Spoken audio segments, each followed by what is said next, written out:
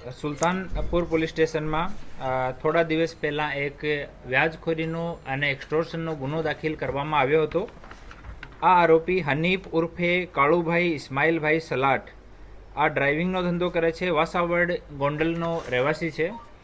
ફરીથી આના ઉપર ગુનો દાખલ થયો ત્યારે ગામના બીજા લોકો અને આજુબાજુના લોકોથી અપીલ કરવામાં આવી હતી કે કોઈ પણ આ લોકોથી કે બીજા લોકોથી વ્યાજખોરીથી પીડિત હોય તો પોલીસને આવીને સંપર્ક કરો.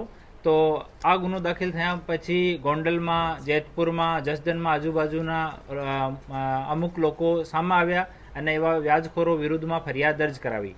એના જ ભાગરૂપે આપના રાજકોટ રેન્જના રેન્જ આઈજી શ્રી નિલીપરાય સાહેબના માર્ગદર્શનમાં આ વ્યાજખોરો વિરુદ્ધમાં કડક કાર્યવાહી કન્ટિન્યુ ચાલુ છે. અને આજ 23 પરિવારો જે આ વ્યાજખોર છે એના વિરુદ્ધમાં ફરિયાદ કરવા માટે આવ્યા હતા.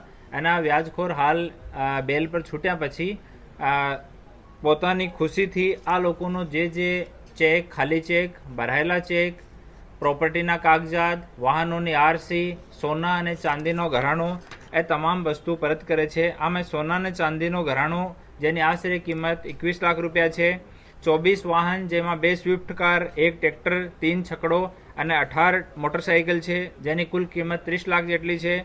બેંકના કોરા ચેક 23 જેટલા, જેમાં જો રકમ ઉધાર લેલી છે આ 20 લાખ રૂપિયા જેટલી છે. પરંતુ એ લોકો જ્યારે ચેક નાખતા હોય ત્યારે 2 ગુણા, 3 ગુણા, 4 ગુણા રકમ ભરીને બેંકમાં નાખતા હોય છે તાકી નેગોશિયેબલમાં આ ગરીબ માણસને હેરાન કરી શકે. રોકડા રૂપિયા 1,25,000 એક માણસના બરામદ થયા છે. ઓર 2 મકાનોના દસ્તાવેજ એ પરત કરે છે જેની આશરે કુલ કિંમત 30 લાખ જેટલી છે. આમ મળીને કુલ 1 કરોડ 2 લાખ રૂપિયાથી વધારાનું તમામ વેલ્યુએબલ જો કાગજાત અને સોના ચાંદીના ઘરેણા અને કેસ છે આજે તમામ 23 પરિવારોના વ્યાજખોરના ચંગુલથી મુક્ત કરવામાં આવ્યા છે અને આને પરત કરવામાં આવી રહ્યો છે. હું ફરીથી તમામ જાહેર જનતાને અપીલ કરું છું કે વ્યાજખોરોથી ભીવાની કોઈ જરૂર નથી. તમે એકદમ જે કોઈ વ્યાજખોર તમને હેરાન કરતો હોય તો વગર ડર્યા વગર તમે પોલીસ સ્ટેશનનો સંપર્ક કરો, અમારા એએસપી, ડીવાયએસપીનો સંપર્ક કરો, અમારી કચેરી આવો. અમે ચોક્કસ આપની મદદ કરવા માટે અહીંયા તૈયાર છીએ. Thank you. અગાઉ જે થોડા દિવસ પહેલા આપણે 137 જેટલા ચેક અપાવ્યા અસ્ફાક પાસેથી, તો આ એ લોકો સાથે જ સંકળાયેલો છે કે કોણ છે? હા, એ રિશ્તેદાર થાય છે, બંને અસ્ફાકના રિશ્તેદાર છે.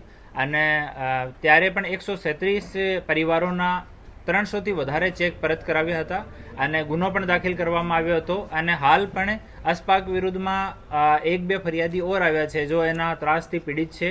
અને આ નોટ ઓનલી અસ્ફાક, બાકી પણ કોઈ વ્યાજખોર આપણા જિલ્લામાં કોઈ પણ સામાન્ય નાગરિકને હેરાન પરેશાન કરતો હોય તો આપ આવો અને અમે લોકો આપની મદદ કરવા માટે અહીંયા તૈયાર છીએ. કેટલા ટકા વ્યાજ વસૂલતો અને કેટલા સમયથી કેટલા પરિવારને આપેલા? આ જો કાળુ છે આ છેલ્લા 10 વર્ષથી વધારે સમયથી આ વ્યાજખોરીનું કામ કરે છે અને 3% મહિનાથી લઈને 10-15% સુધીનો વ્યાજની ઉઘરાણી કરતો હોય છે. સામાવાળા માણસની હેસિયત ઉપર અને સામાવાળો માણસ કેટલો ભીવે છે એના ઉપર આના વ્યાજનો પર્સન્ટેજ ડિપેન્ડ કરે છે.